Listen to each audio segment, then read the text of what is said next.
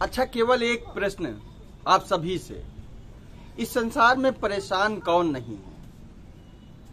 यह प्रश्न बहुत ही सीधा सा है। लोग इस पर जवाब यही देंगे कि कोई ऐसा शख्स नहीं है इस दुनिया में जो परेशान ना हुए। बिल्कुल सही है। बीमारी का, गरीबी का, काम का, रोजी रोजगार का, राजनीति का, समाज का, हर तरीके से पूरा संसार कहीं न कहीं से प्रभावित है और वह परेशान है कि उसका काम नहीं हो रहा है, वह संतुष्ट नहीं हो पा रहा है। यह एक बड़ी समस्या है जो हमारे समाज के होने के साथ साथ हमारे खुद पर भी बहुत कुछ प्रभाव डालती है। अच्छा, क्या आप एक बात बता सकते हैं कि आप गरीब अगर पैदा हुए तो इसमें क्या कोई आपकी गलती, या खेत में धान बोने के बाद अगर बारिश हो गई और धान गिर गया तो किसकी गलती? आपकी गलती है। क्या एग्जामिनेशन पेपर में अगर कोई क्वेश्चन आपको नहीं आया तो क्या इसमें आपकी गलती है? हर जगह कहीं न कहीं थोड़ी सी इच्छाएं हमारे विपरीत होती हैं, या यूं कहें कि संसार में जो हम देख सकते हैं वह हम सभी कर सकते हैं। तो परेशान हम किस बात को लेकर होते हैं? जो चीजें हमें दिखाई नहीं देती हैं, और जो चीजें हमें नहीं दिखाई देती हैं और हम उनकी अपेक्षाएं कर लेते हैं कि यह मेरे हक में होना चाहिए, यहीं से हमारी परेशानियां शुरू होती हैं। हम सभी पहले से सावधानी नहीं बरतते, प्रिकॉशन नहीं देते हैं। यूं कहें पूरे संसार में हर जगह जितनी भी परेशानियां हैं, इन सारी परेशानियों का जो मुख्य कारण है वह हम सभी के बीच ना दिखने वाली चिंताओं के कारण उत्पन्न होता है, और हम उन सारी चिंताओं को लेकर इतना परेशान रहते हैं कि हमारी सारी जिज्ञासाओं में पूरा का पूरा जीवन बीत जाता है। यह हमारी कमी है। तो जो चीजें नहीं दिखाई देती हैं, क्या हमें उसके लिए परेशान होने की जरूरत है? विचार करने की जरूरत है कि क्या हमारे परेशान होने से इन सब कारणों का हल मिल जाएगा? नहीं मिलेगा। एक बात को नोट रखने की जरूरत है कि विधि का विधान पूर्व नियत है।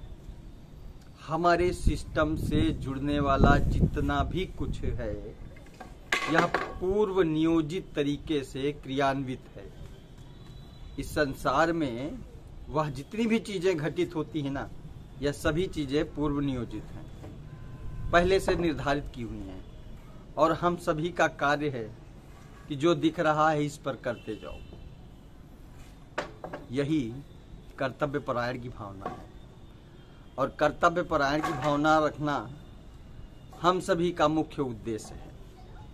हम सभी लोगों को इससे मिलने वाले प्रतिफल के बारे में विचार करने की बजाय कर्म पर विशेष ध्यान देना चाहिए, क्योंकि हमारा जो कर्म है यही श्रेष्ठ है, फल तो पूर्व निर्धारित है।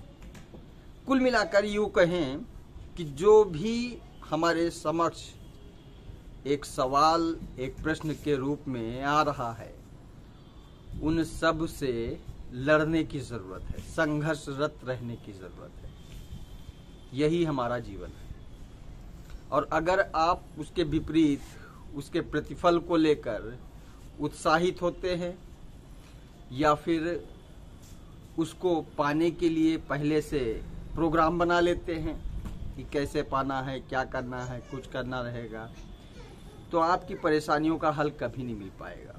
क्योंकि इस संसार में आत्म संतुष्टि केवल अपने आप में है, और कुछ भी परेशान होने से उसका हल नहीं मिलता है। केवल विचार करने से मिलता है, कर्म करने से मिलता है। कर्म हमें करने हैं और प्रतिफल ऊपर वाला देगा।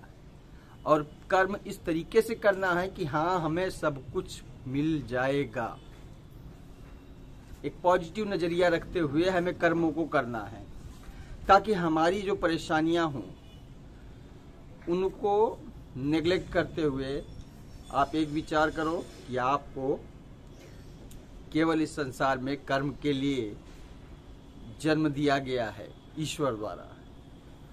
हमें उसी को प्रधानता देनी है। कहा भी गया है गीता में, कर्म प्रधान विश्व रचि राखा। कर्म प्रधान है, वही से विश्व की रचना होती है।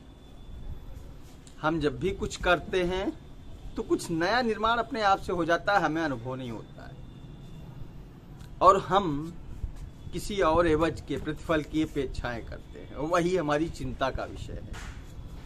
तो आप बिना चिंता के कर्मों को करने का प्रयास करें, ध्यान दें। परेशान होने की जरूरत नहीं है, क्योंकि विधि का लिखा कोई टाल नहीं सकता है। इस बात पर बिलीव करने की जरूरत है। वीडियो अच्छा लगा तो आगे शेयर करो, कमेंट करो, लाइक करो। आने वाली वीडियो के लिए वंदे मातरम।